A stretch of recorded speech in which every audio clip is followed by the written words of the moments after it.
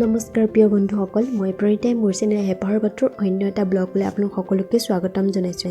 আজি মটন কাৰী বনাবৰ কাৰণে মই 3টা মিডিয়াম সাইজৰ পিঁয়াজ লৈ লৈছোঁ, এটা নহৰু আৰু অকণমান আদা, দুখিলা তেজপাত আৰু 2টা শুকান জলকীয়া। এতিয়া পিঁয়াজ 3টা, আদা আৰু নহৰু গোটেইখিনি সুন্দৰকৈ চাফা কৰি এটা মিক্সি জাৰত মই গোটেইখিনি পেষ্ট কৰি ল'ম। 2টা মিডিয়াম সাইজৰ আলু ভাজি ল'ম প্ৰথমে। মটনখিনিত মই এতিয়া অকণমান আন্দাজমতে 1 চামুচ, মই সৰু চামুচে 1 চামুচ দিলোঁ নিমখ, আধা চামুচ হালধি, সৰু চামুচে আধা চামুচ হালধি আৰু অকণমান মিঠাতেল এড কৰিছোঁ। গোটেইখিনি মিক্স কৰি মই এখন হেতা দি মিক্স কৰি ল'ম।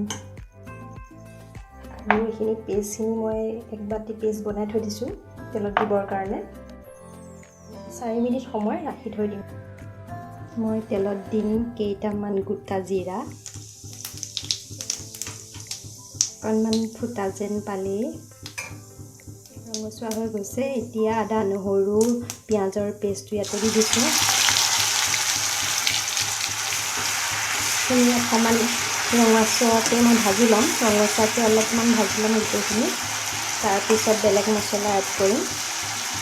ইয়াতে মই দিলোঁ 1 চামুচ মিট মছলা আৰু 1 চামুচ ধনিয়া পাউডাৰ আৰু 1 চামুচ জিৰা পাউডাৰ আৰু 2টা শুকান জলকীয়া আৰু দুখিলা তেজপাত। মোৰ কেমেৰাটো অফ হৈ থাকিল, মই দেখাবলৈ নহ'ল, সেইকাৰণে আপোনালোকক কৈ দিলোঁ। ইয়াতে অকণমান মই এড কৰিম, অকণমান বেছি নহয়, অকণমান মই চেনি এড কৰিছোঁ, জাষ্ট কালাৰ হ'বৰ কাৰণে অকণমান দি দিলোঁ। মছলাটো মই অলপ ভালদৰে ভাজি লওঁ।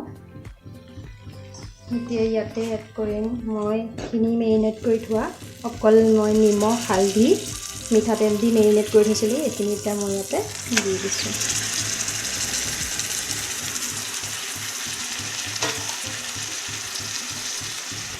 বেছি মছলা মই এড কৰা নাই। মই এতিয়া ধুনীয়াকৈ লৰাই লওঁ। মাংসটো মই ঢাকোন দি 3-4 বাৰমান মই এক্সট্ৰাকৈ ভাজি আছোঁ। ভাজি হৈছে। এতিয়া মই আলুখিনি দি ল'ম। ভাজি থোৱা আলুখিনি ইয়াতে মই দি দিছোঁ। আলুখিনি দিয়াৰ পাছতো মই কিন্তু অলপ সময় ভাজি থাকিম। যেতিয়া ভালদৰে ভাজ খাব তেতিয়াহে কিন্তু মই ভাজিবলৈ এৰিম, কিন্তু মই ভালকৈ ভাজ নোখোৱালৈকে মই অলপ সময় ভাজি থাকিম। মোৰ মটনটো ভাজা হৈ গৈছে। এতিয়া এটা দেখিলে প্ৰেছাৰ কুকাৰত মই দি দিলোঁ। প্ৰেছাৰ কুকাৰত দি পেলাই মই এতিয়া জোখমতে পানী দিম, কাৰণ আপোনালোকে সাৱধান জোখমতে দিব, কাৰণ প্ৰেছাৰ কুকাৰত পানী দিলে যিহেতু পানী নুশুহে, সেইকাৰণে এটা জোখত আপোনালোকে দি দিব। দি পেলাই ধুনীয়াকৈ লৰাই, অকণমান হেতাখনে লৰাই পেলাই অকণমান বস্তুখিনি হেতাখনে লৰাই, নিমখটো আন্দাজমতে আপোনালোকে দিব আৰু নিজেই ধুনীয়াকৈ লৰাই ঢাকনখন মাৰি দিম মই। তাৰপিছত দিয়াৰ পাছত 5টা চিটি দি দিম। চিটি দিয়াৰ পাছত মই আপোনালোকক দাঙি দেখাই আছোঁ। চাওক, মই আপোনালোকক সাঁফৰখন খুলি দেখাই আছোঁ। দেখিছে কিমান ধুনীয়া কালাৰ হৈছে। হৈ গৈছে মোৰ মাংস, হৈ গ'ল। চিটি 5টা মাৰি দিলোঁ। এতিয়া মাংসটো হৈ গৈছে, কিন্তু এতিয়াও হোৱা নাই। মই অকণমান আৰু মোৰ কাম বাকী আছে। ফালে এইটো চাইডে মই কেৰাহী এটা পাতি থৈছোঁ, কঠনি মাংস বনোৱা কেৰাহীটো মই ইয়াতে পাতি দিলোঁ।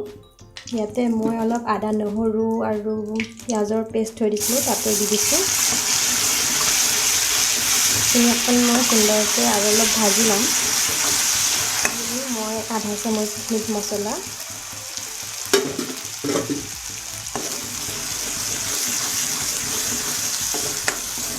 এতিয়া মই ইয়াত মাংসটো অলপকৈ মই ইয়াতে গোটেইখিনি মাংস দি দিম।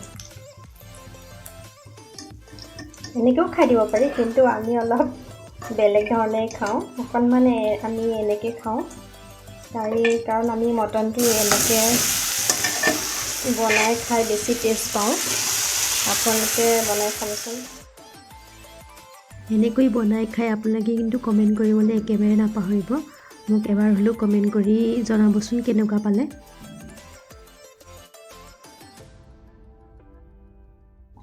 চাওক, মোৰ মটন কাৰী ৰেডি হৈ গ'ল। মই এতিয়া গেছটো অফ কৰি দিম। যদি আজি ভিডিঅ'টো ভাল লাগিল তেন্তে লাইক, কমেণ্ট, শ্বেয়াৰ আৰু মোৰ চেনেলটো ছাবস্ক্ৰাইব কৰি দিব। আকৌ পুনৰ লগ পোৱাৰ আশাৰে আজিলৈ বাই বাই।